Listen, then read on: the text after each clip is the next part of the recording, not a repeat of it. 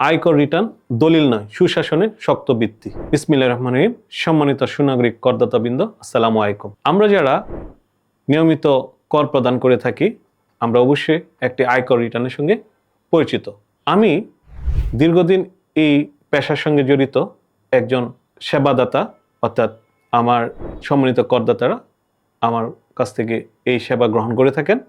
আমি নিজেও একজন করদাতা। আমার কাছে বিষয়টি মনে হয় যে আয়কর রিটার্ন প্রতি বছর নিয়ম করে কিছু ট্যাক্স দিয়ে নিয়মিত নথি দাখিল করা শুধু তা নয়।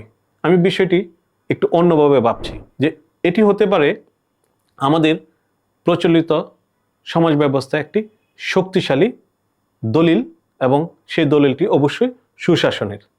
বিষয়টি 1-2 মিনিটের মধ্যে একটু খোলামেলা আলোচনা করা যেতে পারে। আমরা জানি যে একজন ব্যক্তি তার আয়কর নথিতে অবশ্যই তার আয় এবং সম্পদ প্রদর্শন করতে প্রচলিত আইন অনুযায়ী বাধ্য, এবং উনি যে আয় এবং সম্পদ ঘোষণা করে থাকেন এবং এর উপর কর এবং সম্পদের উপর সারচার্জ দিয়ে থাকেন, আয়কর বিভাগ স্বাভাবিকভাবে গ্রহণ করেন এবং মনে করেন যে ব্যক্তি সৎভাবে তা প্রদান করেছেন।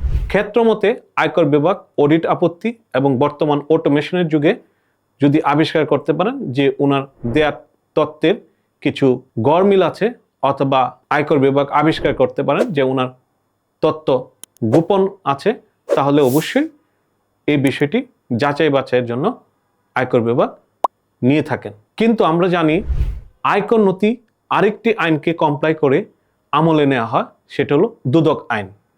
অর্থাৎ একজন ব্যক্তি বিশেষ তার আয়ের উৎস বৈধ কি অবৈধ, সম্পদের উৎস বৈধ কি অবৈধ, এটাও কিন্তু এই আয়কর নথির উপর ভিত্তি করে নির্ধারণ করে দুদক তার কার্য এবং কর্মসূচি তৈরি করেন, তদন্ত রিপোর্ট তৈরি করেন এবং বিজ্ঞ আদালত তা আমলে নিয়ে থাকেন। তাই আমি মনে করি, বা আমরা যারা এই আইন বিষয় নিয়ে কাজ করি তারা মনে করি যে আয়কর রিটার্ন একটি কয়েক পাতার ফর্ম, এবং তা শুধু পূরণ করে জমা দেওয়ার আনুষ্ঠানিকতা নয়। এটা পূর্ণাঙ্গ একটি এমন দলিল যা সুশাসনের জন্য অবশ্যই একটি শক্ত ভিত্তি। কেননা আমরা দেখে থাকি অনেক ব্যক্তি বিশেষ আছেন, অনেক টাকা হয়তো আয় করেন, কিন্তু তিনি এটার উৎস বলতে পারেন না, অর্থাৎ আয়কর নথিতে আনতে পারেন না। আবার অনেকে আছেন বৈধ উৎস থেকে অনেক টাকা আয় করেছেন, কিন্তু আয়কর নথিতে প্রদর্শন না করার কারণে তা অবৈধ হয়ে যায়। এবং এমন অনেকে আছেন যে এমন কিছু সরকারি কাজে জড়িত থাকেন, বলাই যায় যে সরকারের কর্মচারী হিসেবে কাজ করছেন, কিন্তু তার আয়কর নথিতে সব কিছু প্রদর্শন করার সুযোগ পাচ্ছেন না। কেননা তার যে আয় এবং আয়ের উৎস এর সঙ্গে সম্পদের হয়তো বিস্তর ফারাক। এই যে বিষয়টি, এটিতেও আমরা বুঝতে পারি যে একটি আয়কর নথি যদি সঠিক উপায়ে সরকার এর গুরুত্ব দিয়ে এবং আমরা এর গুরুত্ব অনুধাবন করে কাজ করে থাকি, তাহলে আমাদের সমাজে যে অর্থনৈতিক যে সুশাসন, এটা সহজে প্রতিষ্ঠিত করা সুযোগ আছে এবং সম্ভব।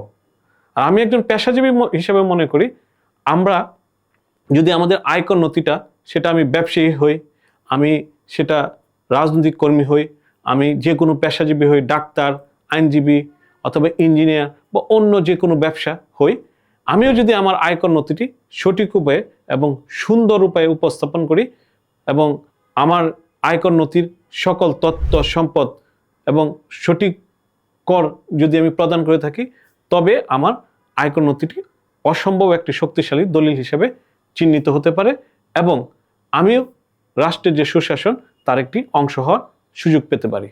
তাই আয়কর নথিকে আমরা সাদা চোখে শুধুমাত্র একটি দলিল বা প্রচলিত যে ধারায় প্রতি বছর রিটার্ন জমা দেওয়ার যে আনুষ্ঠানিকতা আমরা মনে করছি না।